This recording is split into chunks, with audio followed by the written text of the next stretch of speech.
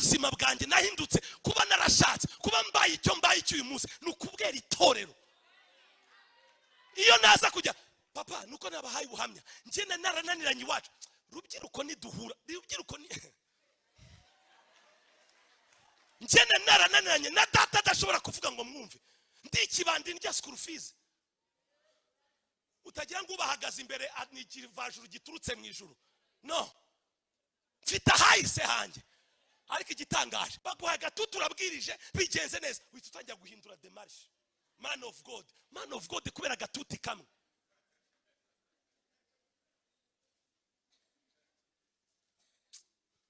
Ikimbabaza n'uburyo Satani adukubita nta nicyo turanatunga. Nushaka uce bugufi wicare wige. Yesu ntago bamwerekana kuko wavuze indimi cyane. Hari abantu batekereza uburyo usengamo nibyo biza kugaragaza uburyo uri umunyamwuka ukomeye. Ntago ari uko babibara. Hari n'igihe mu macace zabarimo umuntu wigize umunyamwuka cyane baba bari gukora intercession hano wakaba ari hariya we ategereje ko bamuha microphone kugira ngo yataye rakaka. Those are dramas. Ayo na madra muri gukina my brother. Papa nigeze gutumirwa ahantu mu rugo rw'abayobozi bagiraga fellowship karaho ngaho. Haciye imyaka myinshi ndibaza byari haciye imyaka myinshi. None igitangaje ngiye ndabigisha bigisha ijambo ry'Imana mbigisha imbaraga z'Imana. Kumbe mu cyumbaho bafite umwana umaze imyaka 6 muri bombone. Baramuvuje bazengurutse ahantu hose biranga. Uzi cyabaye maze kuvuga urazi ibyo bindi bavuga butumwa barambwira ati none urangije kuvuga ngwino tukwereke. Umuntu bari muri concert ya mu gitaramo cy'abashakanye umugabo umuntu wari uri kubigisha aravuga ngo umugabo hano utayoborwa n'umugore we utari inganzwa ngo nahaguruke. Noneho bamwe bahaguruka abandi baricara. Noneho umwe bataka ko abandi bahagurutse abaza umugabo ko utahagurutse. Muzi ko ari abantu bafite intoki zabo zigira amaso. We akubitamo gutya agata yumva ini 5 iki ni igihumbi ibintu bitangata agatacomoramo ka 5 ahantu gutya. Mwavuga mena mutazivuga ndababwiriza mwene muzigura ntayi wacu. Ugomba gukura by fire by power. Reka ibyo bintu by'ububebe ngo bankomerekeje usabandi bakomeretse bakiri mu murimo w'Imana. Ubu mubashije ababyeyi banyi bikomere bahuye nabyo babaki ariko barahagaze until Asafu nababwiraho gatoya ngo sinzongera kwitabira repetition ngo dirisa ngo mbambona dufitanye ibibazo. Uracyari umwana kuri urwo rugero. Ninde ukorera dirisa ukorera pastor cyangwa ukorera Imana? Iyi ni message yanyu muyumve. Hagara mu murimo nk'uwa papa mwe ngomba kukora uzampemba arahari uwo tuzavugana arahari ntabwo ari diligence press tuzaguhemba. Kora umurimo w'Imana with maturity. Tuzamuka cyane tuvuge ngo haleluya. Ikintu cyose kigusora mu itorero kiri kukohereza ikuzimu. Uzi impamvu nakomeretse hari n'abantu wajya ngo naba agent bikuzimu icyo bashinzwe nugusohora abandi mu rusengero. Igitangaje bo ntago basohoka. Ikinangaza ntago bavuga ngo basohoke ahubwo bo basohora abandi bo bakahaguma. Uzabona ishyano. I'm telling you. Iyi niyo famiye y'Imana. Reka mbabaze mu muryango hano tuvuka abo muvukana ntago mwagiye mugirana ibibazo. None se wivanye muri uwo muryango? It is the same as at a church. Niko bimeze nk'itorero. Hano nta muzimu hari. Twese turacyakorwa mu murimo w'Imana. Niyo mpamvu ugomba kwihangana mugenzi wawe nkuko nawe udashobotse. Erega nawe nagushobotse ntagushobotse. Niyo mpamvu ugomba kwihanganira abantu. Mwongeye ngo sinkunda abantu bavuga kuriya. Ngiye sinkunda. Ubu hano hari umuntu cyava buri ari kubwiriza ibiki buri ari kubwiriza ndabivuga.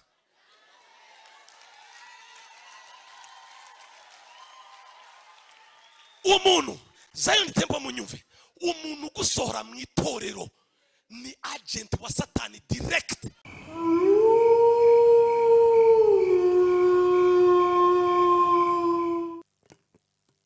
haleluya haleluya.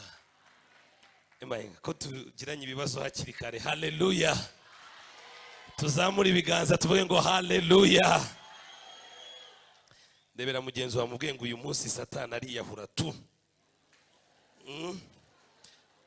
Ubimubwiye nkaho mufitanye ibibazo rwose, mubwire neza, umubwire ngo uyu ni umugoroba, iki ni igitondo, ndetse n'uyu mugoroba umunsi Satani atazongera kubahuka gutera ubuzima bwawe mu izina rya Yesu. Haleluya.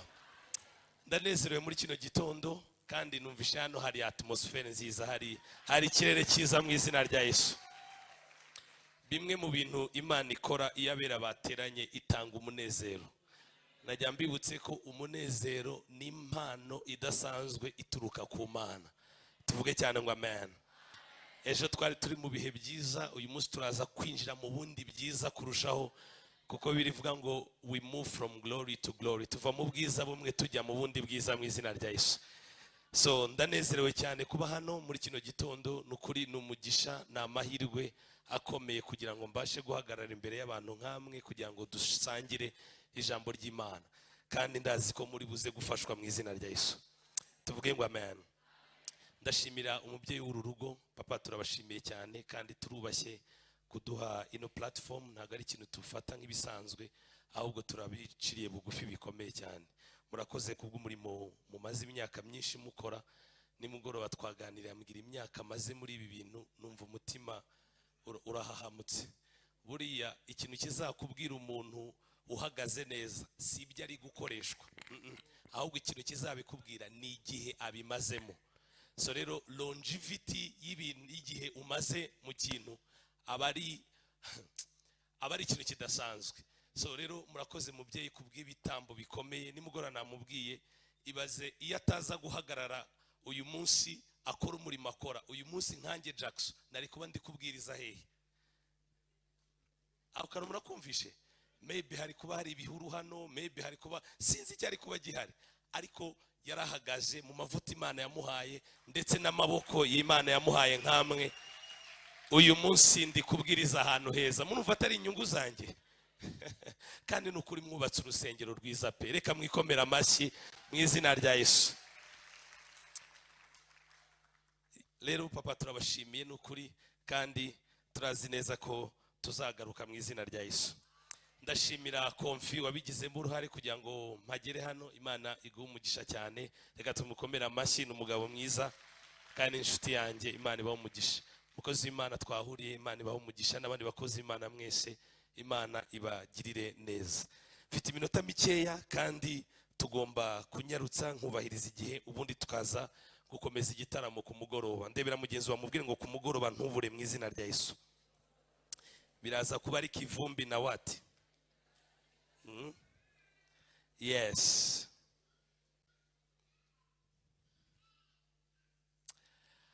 Aha, reka dusome igitabo cy'Abagalatiya ibice 4. Hari ijambo Imana yashyize ku mutima rifuza kwigisha vuba vuba, and then tukaza gukomeza mu kanya saa 8. Abagalatiya nabonye kuri screen, nimba nabona ibyanditswe. Is it possible?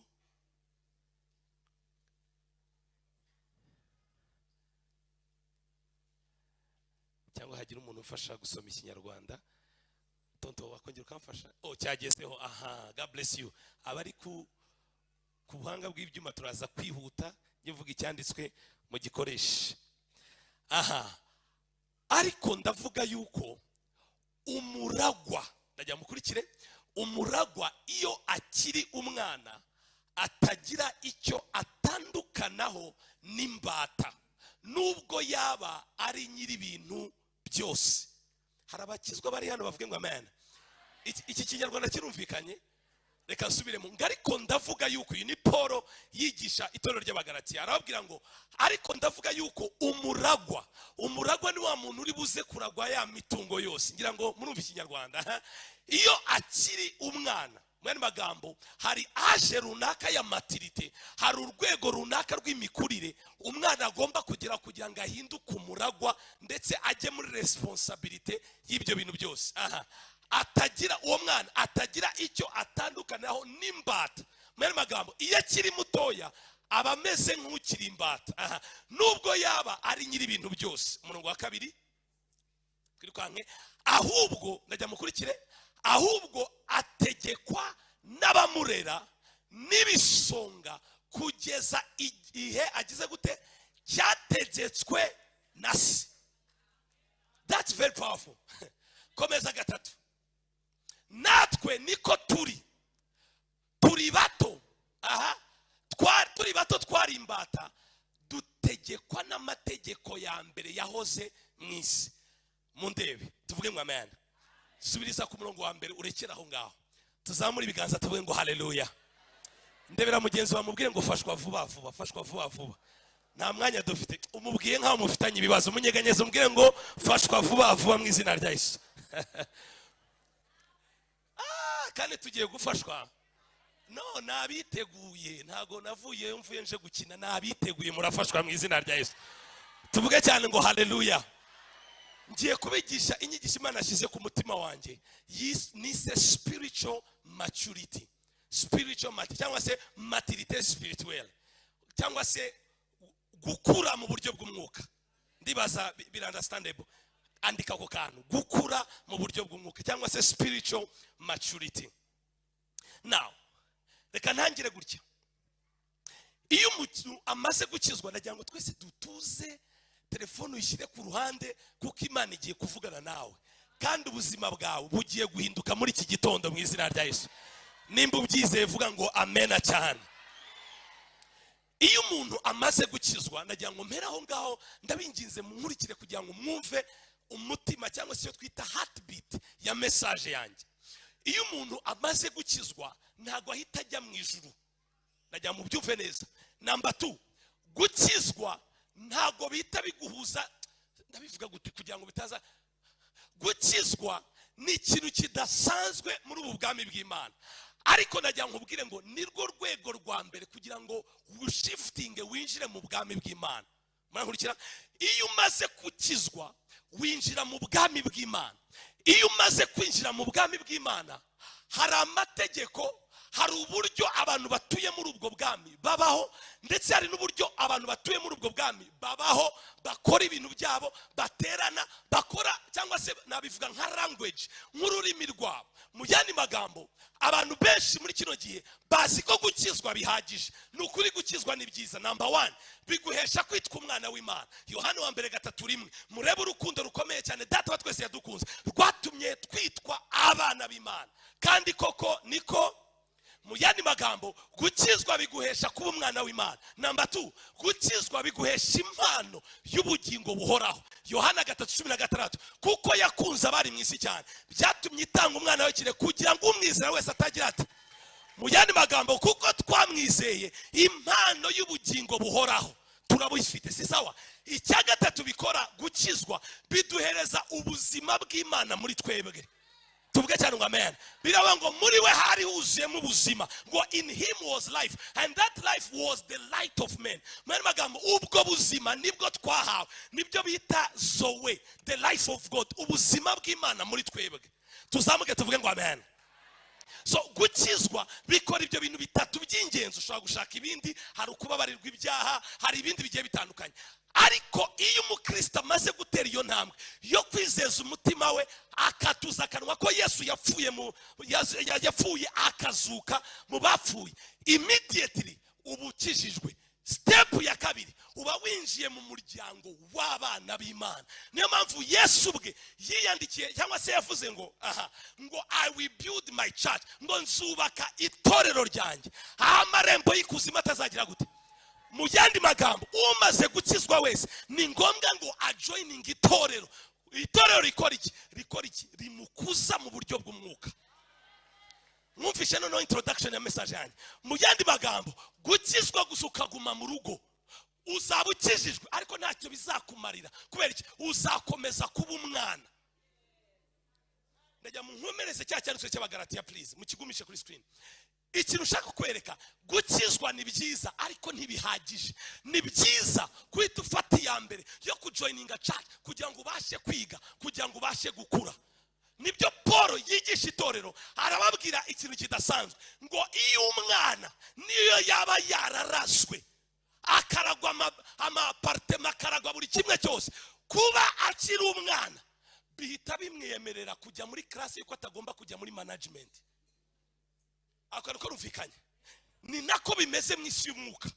Isi y'umwuka iyo ukiri umubebe spirituel, I'm telling you, hari ibintu by'ubumana uta experiencing. Akubera iki? Ubwana bwawe ntago bwemerera imbaraga z'Imana runaka ko zikorera mu buzima bwawe. Ni byiza rero nk'abakristo ko turwanya ubwana mu buryo bw'umwuka. Uko uvuka mu buryo bw'umubiri ni nako uvuka mu buryo bw'umwuka. Muramurikira neza igitanduka, ariko tugiye gufashwa iki gitondo.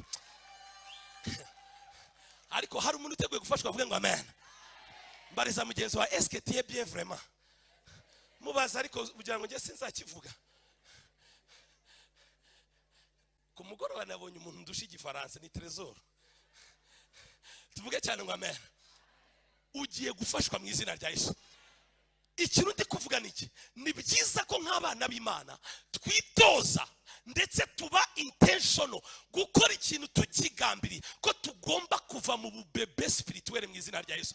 Muzi impamvu hari ibintu byinshi tubura iyo tukiri abana mu buryo bw'umwuka, ariko iyo ukuze mu buryo bw'umwuka Imana ikwizera n'ibifatika, Imana ikwizera n'ubutunzi, Imana ikwizera n'amavuta, Imana ikwizera n'impano. Kubera iki? Umaze gukura mu buryo bw'umwuka, nta kintu cyakunyeganyeza.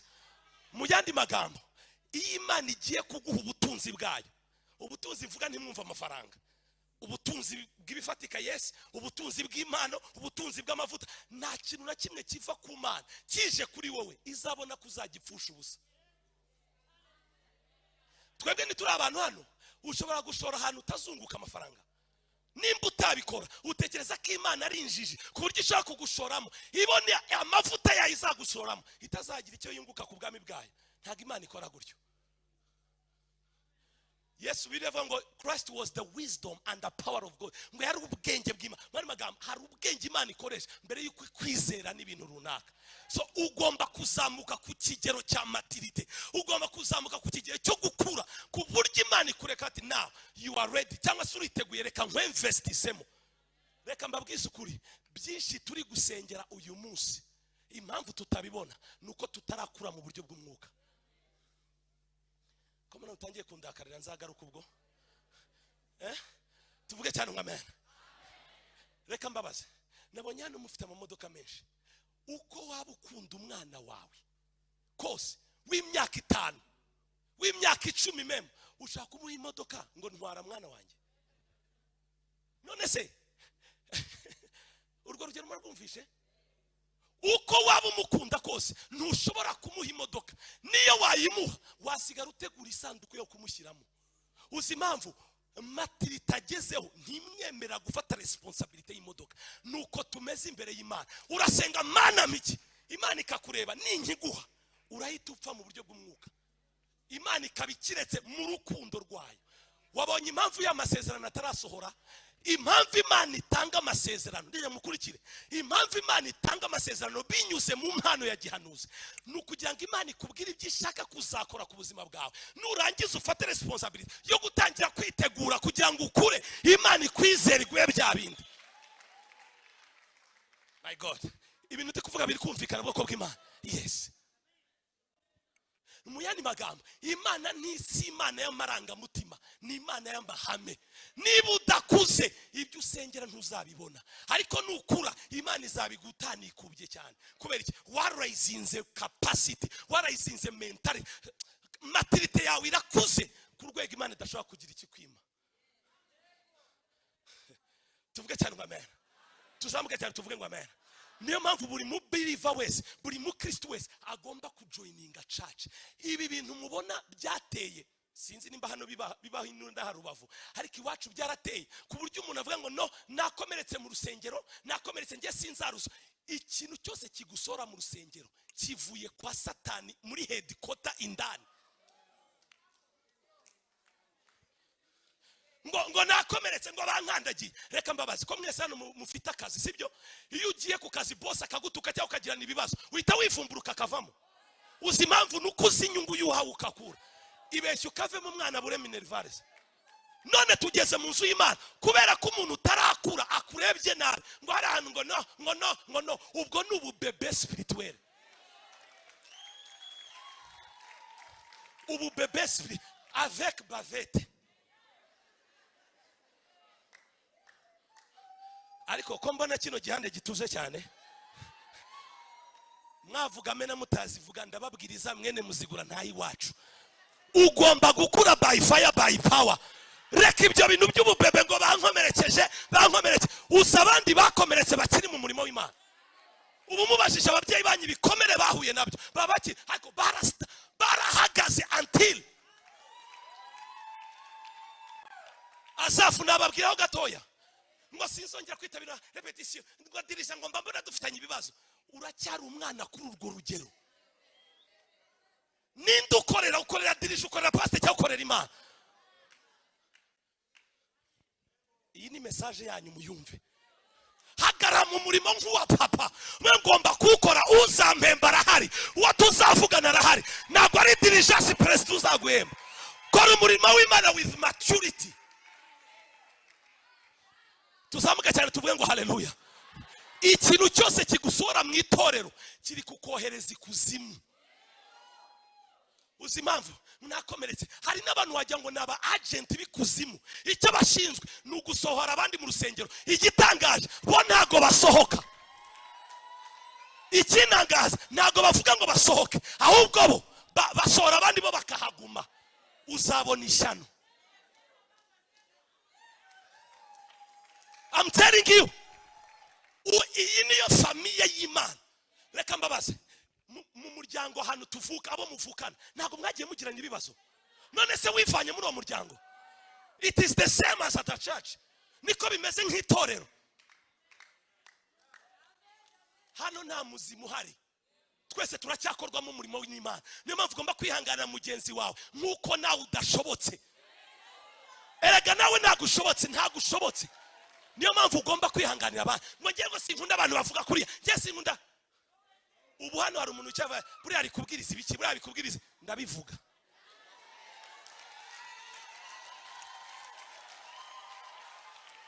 Umuntu Zion Temple munyumve, umuntu gusohora mu itorero ni agent wa Satani direct. Itorero, reka mbabaze, iyo mubuza kuba mudafite itorero muba muri he uyu munsi?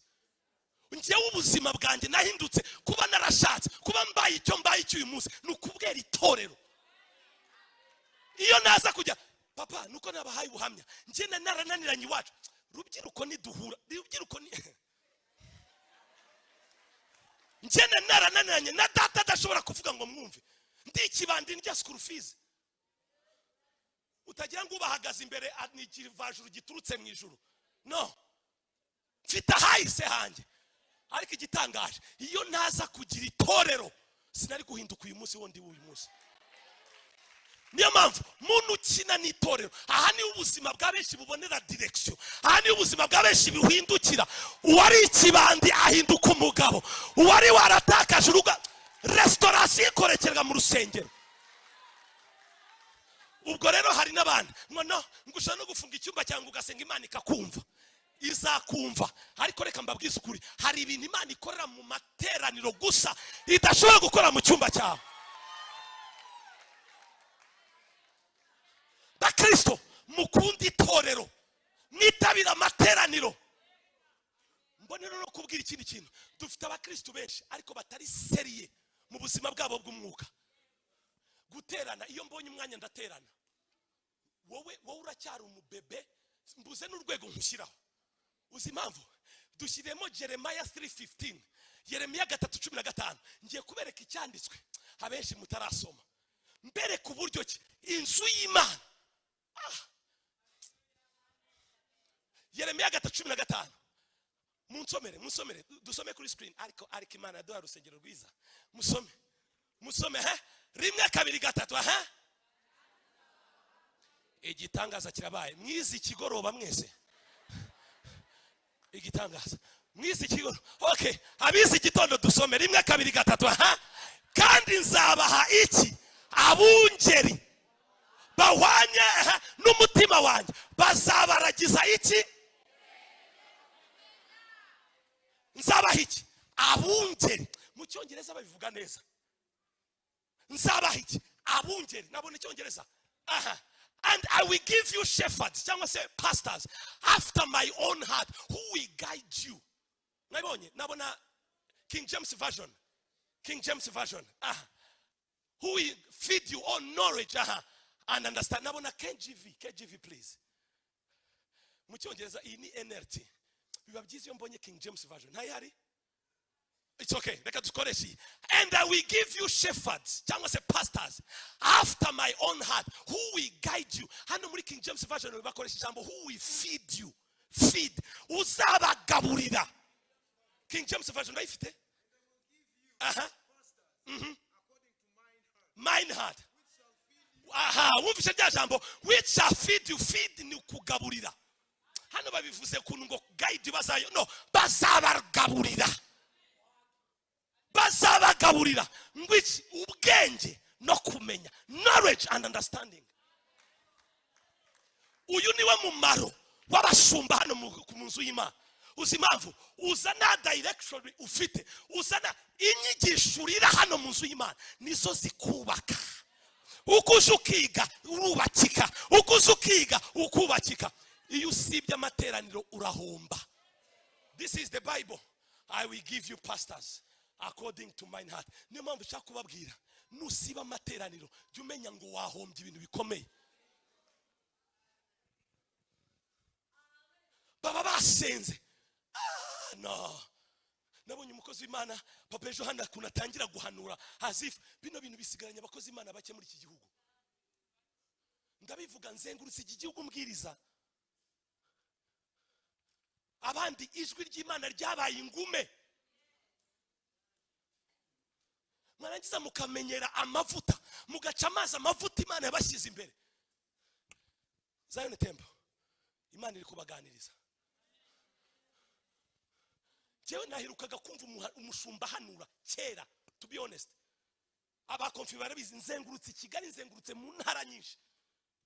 Nahirukaga kumva ijwi ry'Imana ryabaye ingume. Reka mbabwize ukuri, mwikosore, muze muterane, zana notebook, wige wandike nutaha mu rugo, usubiremo ibyo wigishijwe. Iwanje kuri church barabizi papa, nta mukristo ugomba kuza mu materaniro atazanye notebook.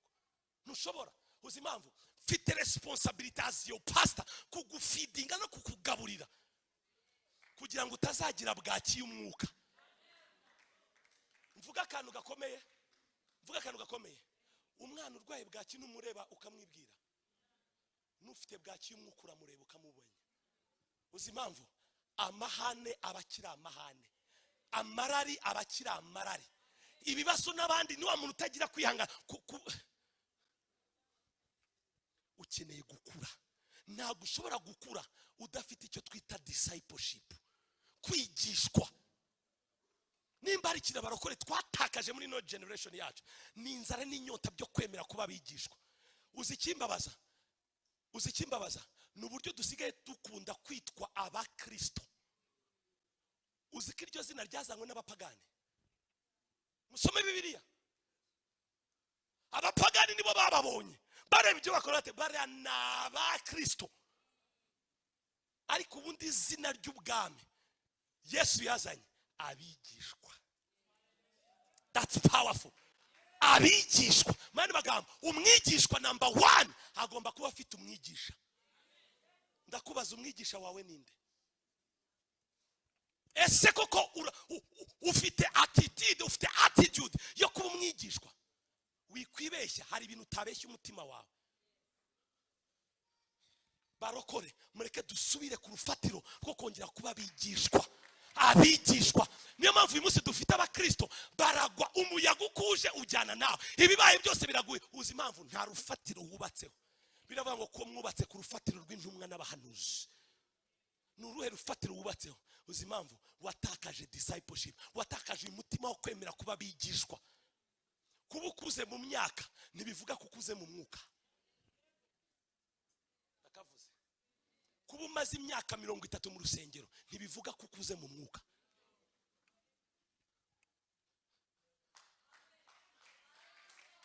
Oya nimugire ikibazo, amashyi naje nzi ko ntari buyabone, ni ibintu naje niteguye. Oya tuvuge cyane ngo amen. Muzi impamvu bakristo mugomba kuva izi nyigisho, ibintu byo kuza buri gihe cyose tuzamuke no, ugomba kwicara ukigishwa, ibyo ukora byose ukabikora with understanding, with knowledge. Mbabwije ukuri, nimba ari igihe itorero rya Kristo rikeneye kwigishwa muri kino gihugu, ni iki gihe. Kandi twarabibonye, uyu munsi hari abakristo bahirimye kubera ibibazo byabaye. Hari abandi bigishijwe nabi badashobora kujoininga n'andi macaches afunguye. No, pastor yamubona akaba yamutenga. Ubwo ni uburozi, si inyigisho. Bita bikwereka abapasteri barwana, abakristo baryana. So it's as if there is no unity. Uzi impamvu? Lack of knowledge, lack of discipleship. Twabuze kurerwa, twabuze gutozwa. Bakristo mwongere mwige, wongere ugire apeti yo kwitabira amateraniro no kuza hano kwiga ijambo ry'Imana. Tuvuge cyane ngo haleluya.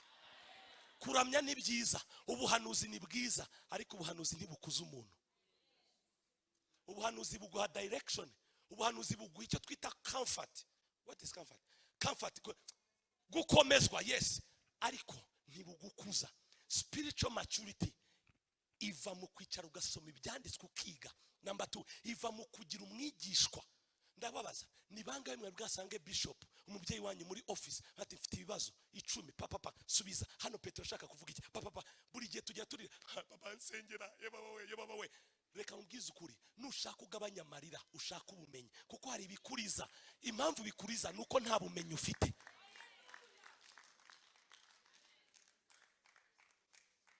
Ukuntu mundeba, reka nanjye mbivugire rimwe kuko sinzige nzagarukira. Ukuntu mundeba muraza kubwira pastor ntuzamugarure, it's a joke. Dore ikintu ushaka kubereka ubwoko bw'Imana, nushaka ube intentional, wubaka ubuzima bwawe bw'umwuka. Nimugoroba bari hano muvuge ngo amen. Abari bahari muvuge ngo amen. Abatari bahari muvuge ngo amen. Mwari muri he? Okay. Abari hano ku mugoroba nabwo ikintu gikomeye, kubera nkurikira ninjye ufite agatuti.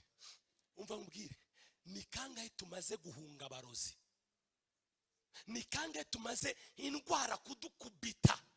Uzi byinshi ntago biza kuko ari byo byagombaga kutugeraho, kuko hari ibibi Imana yabyemeye nk'ibyo byabaye kuri Yobu, ariko hari nibiza kubera ko tutarakura mu buryo bw'umwuka. Abarozi niwe bakubita buri munsi, buri myuka yose niwe bakubita. Donc it's as if uzi impamvu rurarayizinga capacity. Aho satani n'abarozi bajya guteka bate hariya ntidukina kubera iki? Capacity na wisdom na maturity tumaze kugera ntibyemerera umurozi wari wese ubonetse kuza kukuroga. Nimushaka bene data mukure. Uzi impamvu? Hari umunsi uzahura na situation ikakwereka ko utarakura mu buryo bw'umwuka.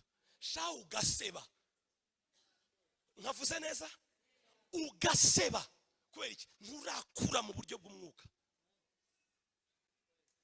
Iyo situation igeze guhura nayo, mbaye inkuru shaho mwagiye mureka gukunda inkuru. Papa nigeze gutumirwa ahantu mu rugo rw'abayobozi bagiraga fellowship karaho ngaho. Haciye imyaka myinshi, ndibaza byari haciye imyaka myinshi. None igitangaje, ngiye ndabigisha, mbigisha ijambo ry'Imana, mbigisha imbaraga z'Imana. Kumbe mu cyumbaho bafite umwana umaze imyaka 6 muri bombone. Baramuvuje, bazengurutse ahantu hose biranga. Uzi cyabaye? Maze kuvuga, urazi ibyo bindi bavuga butumwa.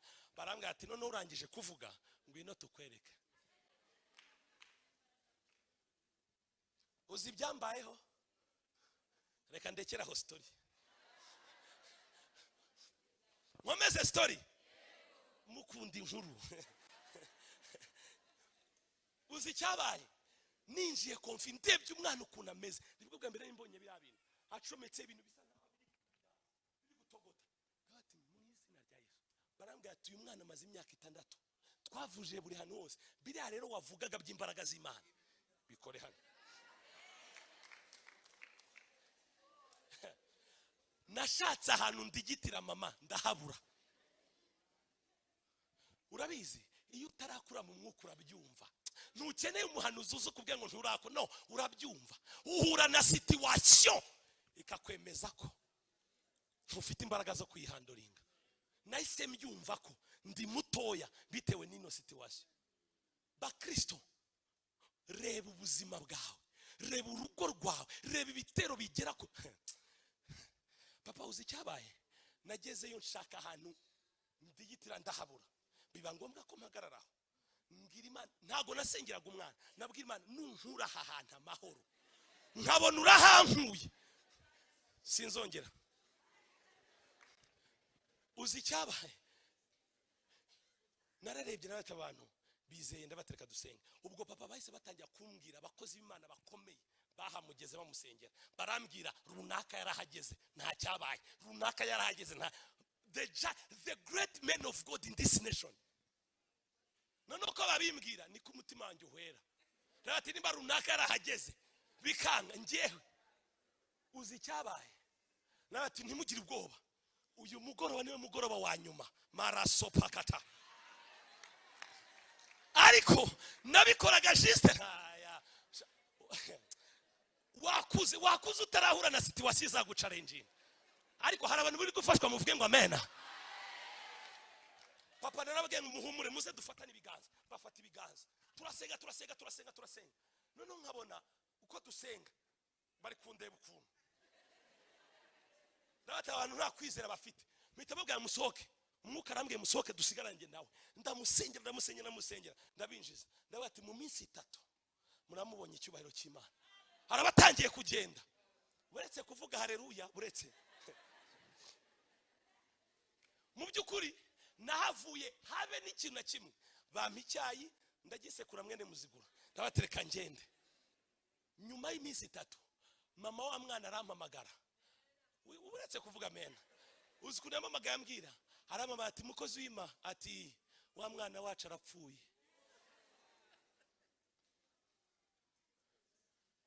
Ngaho ngira uvuge amen. Uzi gitanga.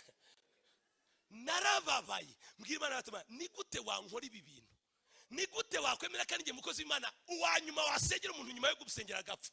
Ubu mfite amavuta yo kwica abantu nk'ako yabakiza. Iyo situation papa yansunikiye mu masengesho y'amezi 8. Soma Bibiliya ntigeze nsoma mu buzima bwanjye. Nibwije ukuri nsanga ndacyari umubebe kuri situation. Byanteye agahinda mudashobora kumva.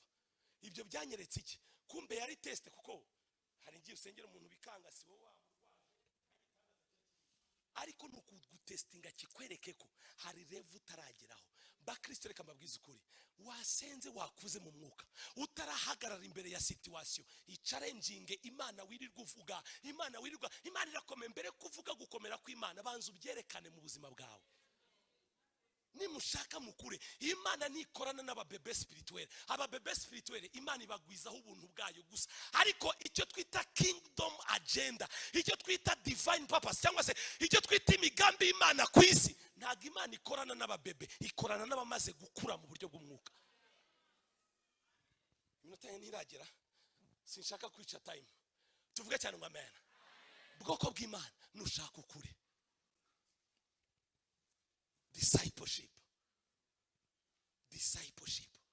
Bakozi b'Imana nimushaka mukure. Uyu munsi dufite abakozi b'Imana bitwa ngo n'abakozi b'Imana ariko badafite capacity yo kwigisha, badafite wakumva ubwiwe nabwe aracyari umubebe. Kuba Imana ikweretse inzozi, uzikora abantu bagira inzozi hano agahita byuka ati neretswe melas, ugatutanya kugenda as an apostle, apotre international, archbishop, ugashyiraho amatitre evangeliste. Ibyo washyiraho byose titre ntacyo zimaze mu isi y'umwuka. Ikigize icyo zimaze ni ubukure bwawe. Nimba buretse ubukure ni budahuye na titre, it's useless. Ndabivuze. Reka nkubwize ukuri, nushaka ukure mu buryo bw'umwuka nsigaranye ariko hari abantu bari gufashwa bavuge ngo haleluya ko ndashaka ko tunasenga tuvuge ngo amen. Mwanyemerera nateguye ibintu byinshi nivuga dufite umwanya munini. Ibyakozwe mu mwaka 2042 murebe discipline itorero rya mbere ryari rifite kubijyanye na discipleship. Ibyakozwe n'intumwa 242 irukanka media team. Ibyakozwe n'intumwa ibice 2 umurongo wa 2 umurongo wa 42 sorry ngo bahoraga umva itorero rya mbere. Dusome twubure imitwe dusome 1 2 3 bahoraga bashishikariye iby'intumwa zagira gute zigishaga bagasangira ibyabo no kumanyagura no kugira gute ibintu bitatu bizana amatirite. Mwabonye hano bahoraga bashishikariye iby'intumwa zagiraga gute. Niyo mpamvu natangiye mbabwira mugomba kwitabira amateraniro ukaza wirukanka mu nzu y'Imana wumva unezerewe. Dawidi niwe wavuze ngo narishimye cyane ubwo bambwiraga ngo ngehe mu nzu y'Imana. Koko bw'Imana dore ibintu bitatu bizana amatirite. Number 1 discipleship inyigisho. Number 3 kumanyagura umutsima ijambo. 3 no gusenga. That's it. Sinshaka kubijyamo details kubera umwanya ariko ibintu bitatu nubibura nibyo byakujije itorero rya mbere. Bagera kuri ku buryo umudiakone ku buryo umuprotokole. Stefano ntago yari man of God. Stefano si muzi muri Bibiliya muzi bitangaza yakoreshejwe. Filipo umwe yagurutse ntago yari umupasiteri never yari umuprotokole ku muryango. Ibaza umuprotokole kuguruka matirite. Uyu munsi hagize uguruka hano ati avuye ikuzimu. Reba Stefano yakoreshejwe ibitangaza yajyaga kubwiriza niwe wari ushinzwe ibintu byo mu gikoni bimwe bari bamaze gushwanira. Yajya guhaka avuga ubutumwa ibitangaza bigakoreka. Uwari protokole. Reka nkubaze umaze imyaka ingahe mu itorero? Ninde muntu umaze gukizwa ku bwawe? Niye ndwara umaze gusengera igakira? Nagira ngo utaho bitekereza. Umaze gukura bingana bite? Ndagira ngo wibwize ukuri ngiye kubabaza ikibazo ariko ntimunsubize sibyo wisubize mu mutima wawe. Mbabaze wisubize. Nimba ari 100% yo gukura mu mwuka umaze kugera kangahe ku 100 wibwije ukuri? Urebye ubuzima bwawe bw'umwuka ukuntu buhagaze, urebye uburyo nta discipline ufite mu buzima bwawe bw'umwuka kandi kidasanzwe ukarya mu gitondo saa 6 na nimugoroba, ibyo byo nitegeko ntibihinduka. Ukugaburira umubiri ni nako ukwiye kugaburira umwuka wawe kugira ngo akure. Niyo mpamvu Daniel yasengaga 3 ku munsi. Usenga kangahe? Usoma ijambo ry'Imana kangahe? Wiyiriza kangahe? Usanga uyu munsi mu Kristo amara icyumweru cyose habe n'umunsi umwe wo kwiyiriza. Ukwezi kugashira ugategereza programme ya church. Pe ugume gutyo pe. Reka mpindukire hano. Pe mama papa basore ubwo ugume gutyo pe. Urya icyumweru cyose gishire nta no kwiriza usengera ubuzima bw'umuryango wawe. Pe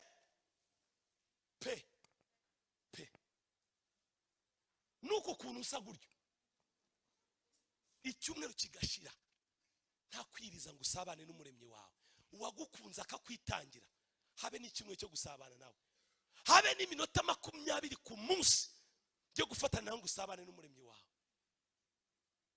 Wanze ukaza no ku rusengero bakakwakira man of God yahageze ubizi neza ko nta busabane ugira n'umwami wawe. How biteye agahinda. Reka nsoze iminota 20 mbona nsigaranye ngiye kubabwira ibintu bitatu byerekana umuntu umaze gukura mu mwuka. Shobora kubikoraho iminota mikeya kugira ngo ujye uhora wicekinga urebe ubuzima bwanjye bw'umwuka koko buri gukura. hari 3 measurement ziri based ku ijambo ry'Imana.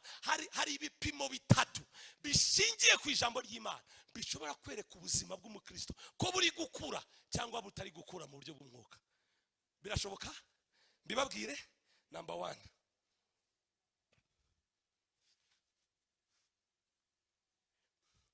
three signs that shows a mature believer. Ibimenyetso bitatu bigaragaza umukristo umaze kuba mature. Number 1, nicyo nise image and character of Christ in experience. Image and character of Christ in experience. Ni kugira image ya Kristo cyangwa se ishusho ya Kristo ndetse na karakteri. Karakteri murabyumva ariko. Karakteri apana mu kubivuga, mu kubiba. Kugira ishusho na karakteri ya Kristo mu buzima bwawe bwa buri munsi. Dore urugero rwa mbere ruzakwereka ko umaze gukura mu buryo bw'umwuka ni ukwerekana karakteri yawe muri sosiyete bayo. Karakteri ya Kristo nimba yarahindutse ubuzima muri wowe. Bayicyanditswe abi 1 Colossians Abakolosayi ba mbere 3:1. Twirukange. Abakolosayi 1:3. Nuko rero niba mwarazuranywe na Kristo, undi cyanditswe ngo mujye mushaka ibiri hejuru aho Kristo ari yicaye iburyo bw'Imana Data. Mundebe gato mbabwire. Karakteri ya Kristo kuyerekana nicyo kintu cyonyine cyerekana ko uri umukristo. Mundebe mbabwire, muvuga mwena. Mwasohotse turacyari kumwe tuvuge ngo haleluya. Munyumve mbabwire akantu gakomeye. Yesu ntago bamwerekana kuko wavuze indimi cyane. Hari abantu batekereza uburyo usengamo nibyo biza kugaragaza uburyo uri umunyamwuka ukomeye. Ntago ari uko babibara. Hari n'igihe mu macace zabarimo umuntu wigize umunyamwuka cyane, baba bari gukora intercession hano wakaba ari hariya, we ategereje ko bamuha microphone kugira ngo yataye rakaka. Those are dramas. Ayo na madra muri gukina my brother. Gusenga mu ndimi ntago bigaragaza ko wakuze mu mwuka. Guhanura nibivuga ko wakuze mu buryo bw'umwuka. Kwerekana karakteri y'ubumana.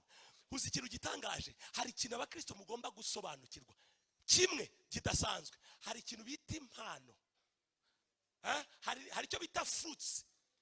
Mu Bagalatiya 5:22 hari icyo bita fruits and what? Gifts. Fruits ni imbuto z'umwuka, ni impano z'umwuka. Mundebe basobanura ikintu gikomeye. Mundebe muvuge ngo amena cyane. Imbuto z'Imana nizo zerekana ubumana mu bantu, ariko impano z'Imana zerekana gukomera kw'Imana mu bantu. Mu yandi magambo, ntukeneye kugira impano gusa, ukeneye kugira imbuto kugira ngo abisi babone koko uri umwana w'Imana. Mu gihe ugishihurana, mu gihe utakiha mwitorero ngiye binabonye nibyo bintanga. Umuntu aracaho gusa akagukandagira, kugukandagira gusa ati nitakuonyesha. Donc hitureba uburyo tubanye mu mago yacu mbere ku buryo karakteri zacu zitaraba shaped. Hitureba ukuntu ufata umukozi wawe wo mu rugo, kumena ikirahure kimwe gusa ndagukata 2. Uramuntu muhemba ngaye ku buryo ikirahure n'umwana wawe nicyamucika. Sindi kuvuga ngo bangize mu bitandukanye muri abantu bakuru sibyo, ariko hari ibintu ubona ukabona ni karakteri y'umuntu itarakorwa. Reba uburyo muri sosiyete bakuze. Reba mu muryango wawe ukuntu bakuze. Mbabwira akantu, buri muryango wese hitutekereza no mu muryango uvamo byange bikunde hari umuntu ugomba kuba warabananiye. Nimba utari kumubona, nimba wamushatse ukabuta mumubona, ubwo ni wowe. Ubwo nimba ariko igitangaza kirabaye. Numushaka ukabona nturi kumubona, ubwo ikiyo uzi ikintu gitangaje, karagiteri. Hari umuntu ubona ukuntu avuga, ukuntu agira ubugwaneza, ati man, uyu muntu arakijijwe koko, biragaragara ko uyu muntu akijijwe. Reka nkubaze, abantu bagutangira ubuhamya, abo mubana bagutangira ubuhamya. Reka mvuga akantu, bagabo bagore, umugabo wawe yagutangira ubuhamya koko kukijijwe. Kuko dore hari ikintu nabonye udashobora kubeshya, urugo ntushobora guhisha ikintu mu rugo. Mvuga akantu, urugo ntago ruguhishira, ruraguhishura. Uyu munsi ushatse kuvuga abagabo, hamagara umugore umubwire bimeze bite mama. Ushatse kumva amakuru y'umugore, bazo hari ibintu udahisha, ntuwahisha umwaka umwe 2 3 5 10, ntushobora. Bagabo bagenzi banjye, abagore bacu badutangira ubuhamya. Bagore abagabo, ejo ndara ka video nabonye namushaka ko mwarakabonye, karantangaje. Umuntu bari muri konseri ya mu gitaramo cy'abashakanye, umugabo, umuntu wari uri kubigisha aravuga ngo umugabo hano utayoborwa n'umugore we, utari inganzwa, ngo nahaguruke. Noneho bamwe bahaguruka abandi baricara. Noneho umwe bataka ko abandi bahagurutse, abaza umugabo ko utahagurutse, ngo arambwiye ngo nicare. Ngo ni umbwiye ngo nicare, ngo sinibeshye gwa. Bagore bagutangira ubuhamya. Muzi ko dufite abagore muri no generation yacu, ureba ukabati wowe sha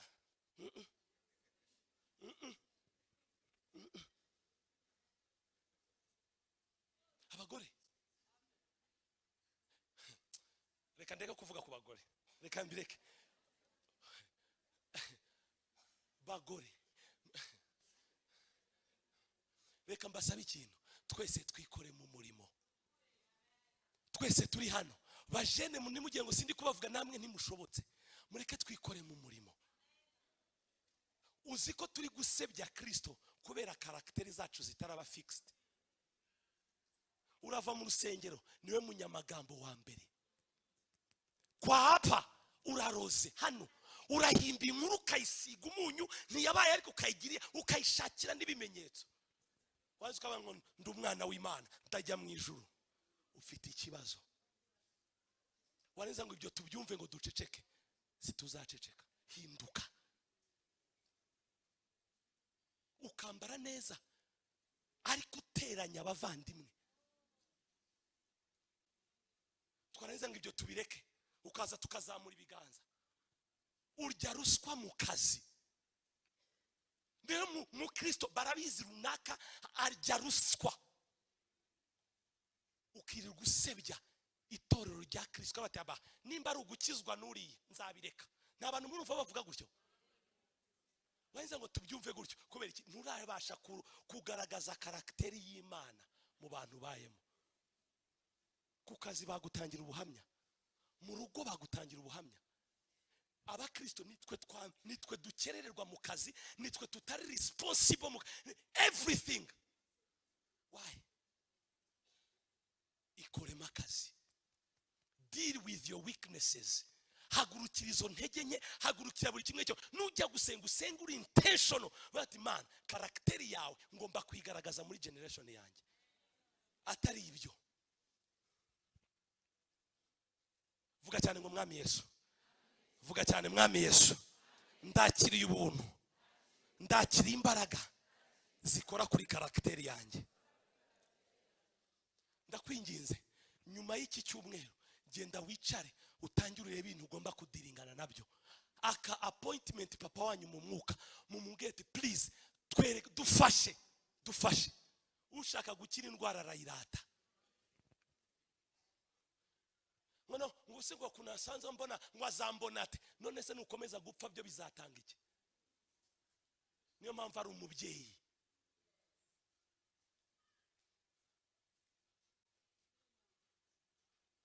Niyo mpamvu ari umubyeyi. Genda umwikubita umwebwe, please help me, sengera, mfasha nkora iki? niyo mpamvu ari ababyeyi. Nanjye ubwanye nimugona mubwiye ubwoba mfite, nta soni nari mfite zo kuvuga ibindemereye. Ntimugire ngo twebwe natwe hano tuba duhagaze kuko dukiranuka cyangwa turi abadanje cyane. Never. Natwe turacyatunganywa. Niyo mpamvu ari ababyeyi. Experience y'imyaka 40 muri ministry, it's not a joke. Iyo ugize umugisha ugahura n'umuntu ugeze ahantu utaragera, uca bugufa akakuganiriza. Bajene muranyumva? Umuntu ugeze ahantu ataragera abazi icyo utazi, ca bugufi wige. Ubwo bwibone bwangu no n'abajene ukuntu mufite ubwibone no nta n'ikintu mukina bateye ubwibone. Resulta ni zero, mu mufuka ni zero. Kandi ugahita witwara it's as if njyewe maze kwiga kubaka urugo. Ntago urwo rukundo wumva ngo nabonye umukobwa ngo numva ikintu cy'umunda kirasimbutse, uri gukina. Those are butterflies. Those okay. Bajene nimushaka mwicare namwe. Bajene, I hope Imana izampuza namwe. Mbabwisha ukuri, bajene mwicare mwigishwe. Baguha gatutu urabwirije bigenze neza, wita utangira guhindura demarche. Man of God kubera gatuti kamwe.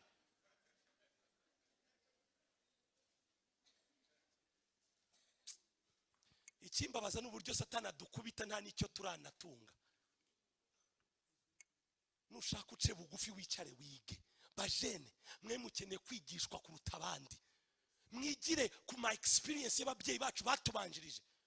Nagize umugisha wo kuganira n'umubyeyi muri office bati mbwira byagenze bite. Tell me. Ni mutareka ubwibone bwo kutuganza tuzagera kure, ariko niba utuganza tuzakubitwa. Kandi twari dufite abantu baducira inzira. Kuki dushaka kuvunika kandi hari abantu bavunitse ku bwacu? Tubegere, niyo wisdom, batuganirize. Wirirwa wakundanye, uyu munsi ufite imyaka 27 ugize aba ex 3. Urambwira umugore n'umugabo muzashobokana? Ex yagushajije mu mutwe. Language mvuga abakuze ntago bayumva, mwebwe murayumva sibyo?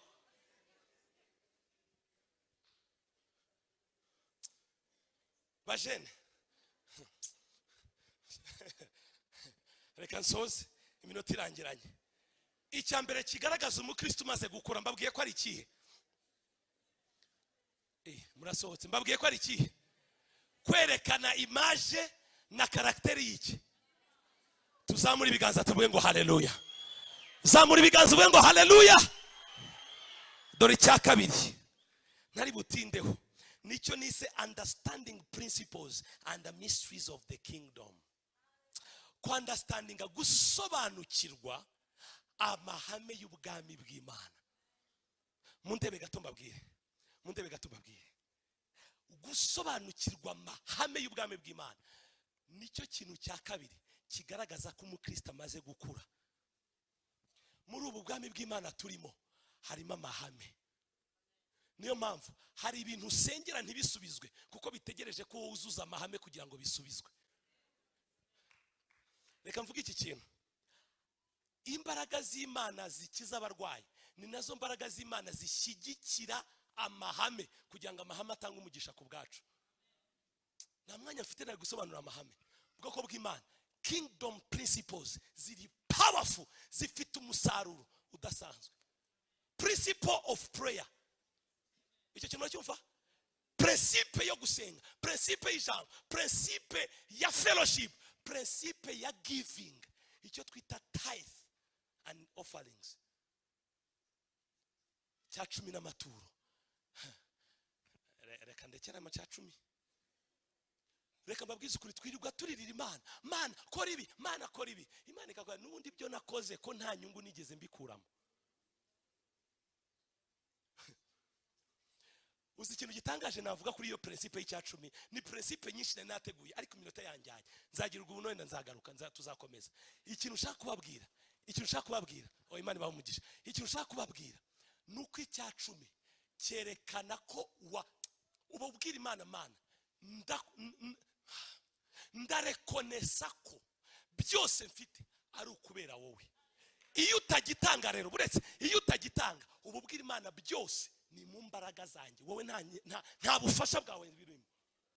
Niyo mpamvu twirirwa dukubitwa n'ibintu bitagakwiye kudukubita. Kubera iki? Ntituragera ahantu twa understanding the principles of the kingdom,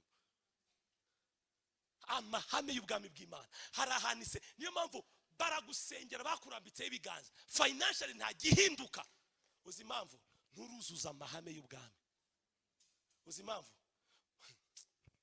Hari umukristo ejo twaganiriye ahantu nagiye kubwiriza, ateko pastor buri icya 10 ni ngombwa, ndamusobanura ukuntu ari ngombwa. Araje ati none se icya 10 cya miliyoni nangahe? Ndavuga ngo ni 100,000 yose. Noneho ikintu kintangaza ni uburyo kiwumva 100,000 ni byinshi, ukibagirwa 900 usigaranye.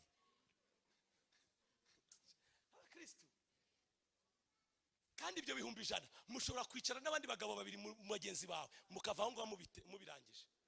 Ushaka kwinjira muri supermarket ugahahisha 300, ariko wagira mu nzu y'Imana muzikora abantu bafite intoki zabo zigira amaso, we akubitamo gutya agata yumva ini 500 iki ni 1,000 ibintu bitangata, agata comoramo ka 500 ahantu gutya. Niyo mpamvu financially tumeze gutyo. Uzi icyo naje gusanga, uko uzasenga kose ngo Imana iguhesha umugisha, utubaha principe icya 10, icyo twita hard working, gukora muramurya neza, planning, nukuri kw'Imana, we are not going far.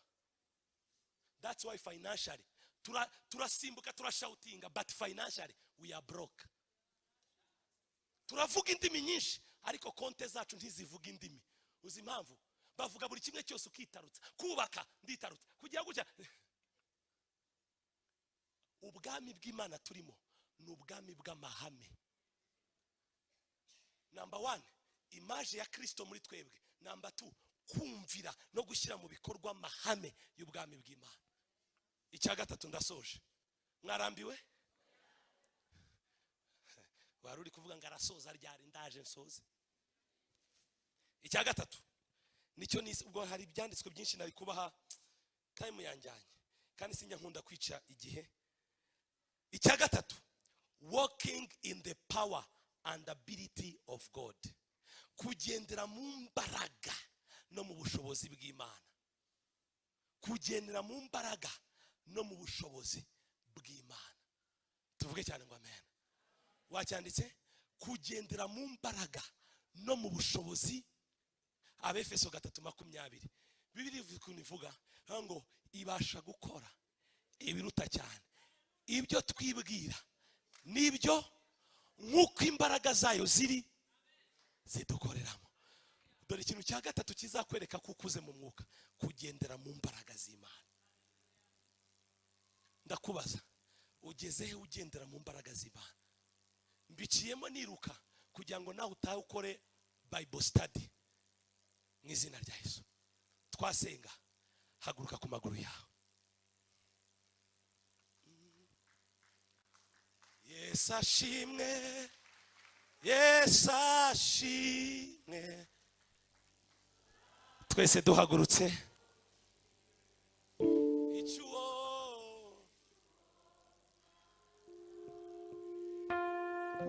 Twese duhaguruke, n'ab'inyuma duhagurutse, turasoje n'amajwi atuje. Yesu ashimwe, Yesu ashimwe, Yesu ashimwe. Icyubahiro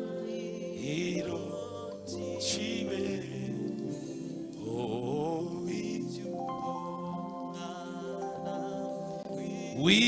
w'intama duhimbaza izina.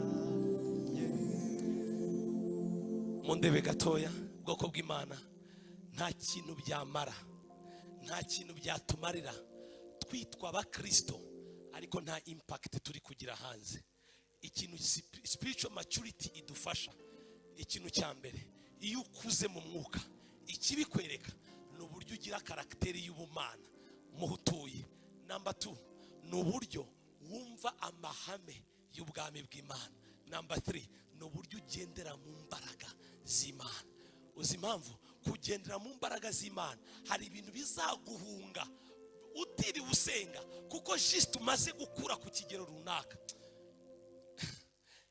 Iyo usomye igitabo cya Yohana ibice 3, umugabo witwa Nikodemu yaje kureba Yesu yihishe, yari umwigisha w'amategeko cyangwa se umufarisayo. Araza aramubwira ati mwigisha, ngo mbanje kureba ikintu gikomeye, ati nta wabasha gukora ibyo bintu ukora ngo atari kumwe. Hari rezilita abantu babona bakabona kuri kugendera mu mbaraga z'Imana. Reka ngusabe iki kintu kimwe, nushaka witoze gukura mu mwuka, kuko uzaba frustrated, uzahora uri frustrated kubera ko utari kugendera mu mbaraga z'Imana. Uzi impamvu? Hari ibintu Imana itazakwirukanira, wowe uzafata responsibility ukabyirukana kuko ugendera mu mbaraga z'Imana. Bakristo bavandimwe, igihe kirageze kandi rwose kirasohoye ubwo abakristo tugomba gukura intentionally. Gukura mu mwuka ni ikintu ugambirira. Dore inama ya nyuma mbagira tugamagara umubyeyi akadusengera. Inama ya nyuma mbagira, shyiraho discipline. Ngabanyiriza babyumve neza. Shyiraho discipline igufasha gukura mu buryo bw'umwuka. Iyo usomye ibyakozwe n'intumwa ibice 3 ku murongo wa mbere, n'igihe Petero bari bagiye guhagurutsa cya kirema cyo kwirembo ryiza, harimo akantu karyoshye abantu batajya bitaho, ngo bagiye gusenga, ngo at the hour of prayer, ngo ku isaha yo gusengera. Mu magambo, bari barasetinze discipline ihoraho buri munsi ko bava mu kazi bava mu bindi bakajya gusenga. Mu yandi magambo, there is no spiritual maturity without spiritual discipline. Ntushobora gukura mu buryo bw'umwuka hatabayeho discipline. Usenga sangaye, usoma ijambo ry'Imana sangaye. Ndagira ngo twese hano utahe wikubita gashyi. Yesu yabwiye abigishwa be, munaniwe kubana nibura nanjye n'isaha imwe. Reka mbabaze torero ry'Imana, abakiri hano tuvuge ngo amen. Mu masaha 28 Imana yaduhaye ku munsi, n'isaha ikunanira, n'iminota 30 ikunanire, ngo uri busy. Ntabwo uri busy, urabeshya. Kubona isaha ya social media, kubona amasaha 3 ya movie, ukaburira umwami wawe, ikubita gashyi. Genda ushyiraho discipline. Ikindi nsoza, kunda amateraniro, ngwino wigishwe. Imana yaduhaye ababyeyi, ibuzuzamo ubuntu, ibuzuzamo ubwenge, ibaha experience y'imyaka n'imyaka kugira ngo bibashe kutubenefisa, twebwe tube aba beneficiaries b'ibyo Imana yabahaye. Please, ndakwinginze, hinduka umwigishwa muzima, ba umwigishwa muzima. Mu gihe hano hari amateraniro, wisiba kereka ufite impamvu, ya mpamvu wabwira Imana, Mana nsibye amateraniro kubera iyi mpamvu, Imana ikakubwira ati genda. Mu gihe Imana itazazi guha gahushya, yuza mu nzu y'Imana. Ngwino wiga ijambo ry'Imana, ngwino wumve, ngwino wandike, nutaha ushyire mu bikorwa ibyo wigishijwe. Umwaka umwe, imyaka 2, ni ukuri kw'Imana iki gihugu kizakureba kikwifuze, amahanga azakureba kwifuze. Kubera iki? Warakuze mu buryo bw'umwuka ku buryo buri muntu wese agushaka. Nari mfite ibintu byinshi byo kubaganiriza, ariko Imana nidushoboza n'ababyeyi bakabyemera, tuzagaruka twigana ijambo ry'Imana. Imana ibambere umugisha kandi ndabashimira. Papa, mwatwakiriye neza, twaguwe neza, twaraye neza, twariye neza, ababyeyi batwakiriye ninjoro, nukuri twaguwe neza. Turabashimiye. Imana ibahe umugisha. Papa, mwadusengera. Imana ibahe umugisha. Shalom.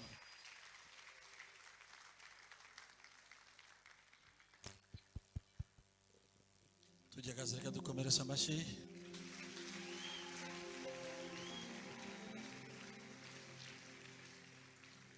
Arakoze umukozi, Imana mugire neza. Nawe wumvishe ijambo, Imana kugire neza. Icyama ntihagire bebe ubanga, tugakura tukaba abaragwa. Bwana sifiwe. Tujye gusenga Imana. Ariko ntacyo byaba bimaze dushoje amateraniro udafite Kristo w'umwami n'umukiza w'ubugingo bwawe. Ibyo tuvuga byose maturity nuko uba ufite Kristo, nuko uba uriho. Imyaka uruzerero yabayeho ariko akongera ukabaho.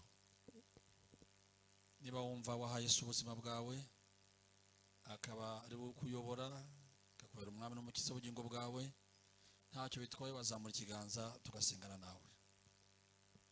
Wasanga uyu munsi nuko bivuze ari uwa nyuma wa wundi yasengeye. Hari umugabo umwe mwakwicara nta kibazo iminota 2. Hari umugabo umwe wari inshuti yanjye, Bwana sifiwe sana. Umugabo wari inshuti yanjye kera muri Kongo, twasangiraga akantu gahiye. Bwana sifiwe. Umunsi umwe nsanga muri Bralirwa ushinzwe finance aje gusinyisha amadokima.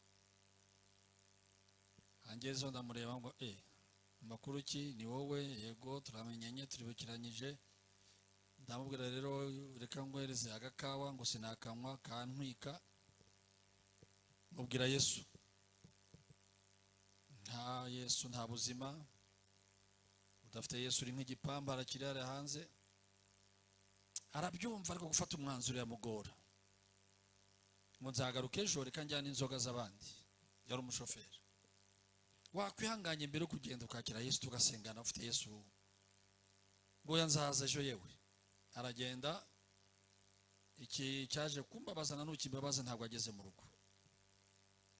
Imodoka yarasimbutse hari abita kuri Dawuri mu ijuru igwa muri lake. Ari imodoka aramagaze y'inzoga byose mu mazi. Uwo mugabo abarapfuye surplus. Azingwa azakira Yesu ejo mu gitondo, ejo hazaza. Yamwakiriye. Ntabwo uzi ko ejo uzaburiho. Igitabo cya Yakobo bivuga neza ngo urinde wovuga ngo uzajya mu murwa runaka ujye gutunda. Ujye gukora business ubura amafaranga uzagaruke. Utazi kumeze nk'igicu gihuha n'umuyaga. Byaba byiza ngo uzabe ngo Imana nibishaka inshallah cyangwa cy'abayisilamu. Icyampa duhora twiteguye ko Imana nibishaka. Ibishaka kuri bande? Ku bana bayo. Niba utarinje mu muryango w'abana b'Imana, cyo mu muryango w'abari abo hanze, hari problem. Yavuze amahame. Ubuzima budafite amahame abari ubuzima désordonné, budafite agaciro. Turwana n'abantu tuzira igihe, turwana n'abantu mutanga amaturo n'ibyacumi, icyacumi kikuvugire. Hari aho tugomba kugira bimwe ntitubivugeho tukabyihorera twarabimenye muri twebwe. Niya Bible ivuga ngo udatanga icyacumi ariho umuvumo. Et d'ailleurs nous avons un problème. Ni gute twakoresha abantu bari umuvumo? Ubanza amakosa ara yacu. Niba uri identifiyeho umuvumo lépreux spirituel, twagombye guha kato. Ngwara mutarababyeyi oya. Ukeneye kwakira Yesu, ukeneye kuba umwana w'Imana. Kuba umwana gakunde ntacyo bimariye. Daire yarapfuye. Ariko kwitwa umwana w'Imana byanyaguriye umuryango. Yesu nashimwe. Ntaho nagira ngo mbure umuntu umbwira ngo bonjour papa. Ntaho nagera. No muri Kongo nagiye n'igisangane nsanga y'umuntu twasenga nyanga. Njya muri Gatanga musangayo. Kinshasa aho nafunguye serire. None uracyabariza umuryango restaurant wawe nyine oya ngwino tubane mu muryango mugari w'abana b'Imana. Niba ukeneye kwakira Yesu waza mu kiganza tugasengana nawe. Imana igumugisha. Bwana sifiwe sana. Haleluya. Amina. Reka tugusengera wicaye nta kibazo. Reka dusenga Imana. Tugiye gusoza turagaruka saa 8 tuje muri concert kuramya no guhimbaza Imana. Saa 8 mu Kadomo naho tuba bizerwa. Mwaguruke dusenge twiragiza Imana. Naho mukanya.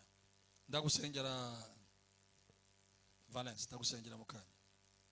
Turagushimye cyane Uwiteka Mana yacu. Wabanye natwe mu ijambo ryawe data.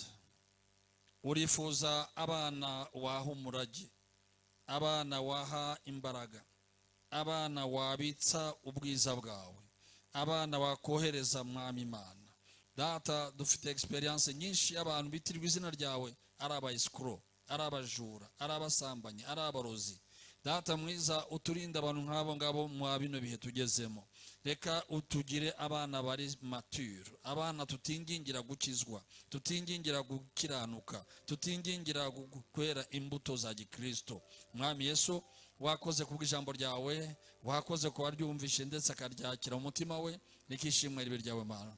Tugiye gutandukana mu kanya gato, ujyane na buri wese umugeze mu rw'amahoro. Tugaruke saa 8, tukuramye, tuguhimbaze, n'umutima wawe ukorweho, hanyuma nawe ureleasing power, ureleasing love, ureleasing blessings ku bantu bawe Mwami. Tukuramye bihindura ubuzima bwacu, tukuramye bitwegereze intebe yawe nziza yera, tukuramye Mwami Yesu indwara zikire, tukuramye Data intimba zikire, tukuramye Mwami Yesu ibibazo byo mu mwuka biyoyoke, wime mu mitima yacu kandi utegeke. Urakoze kubyumva no kubikora, ni mu izina rya Yesu dusenze, amen.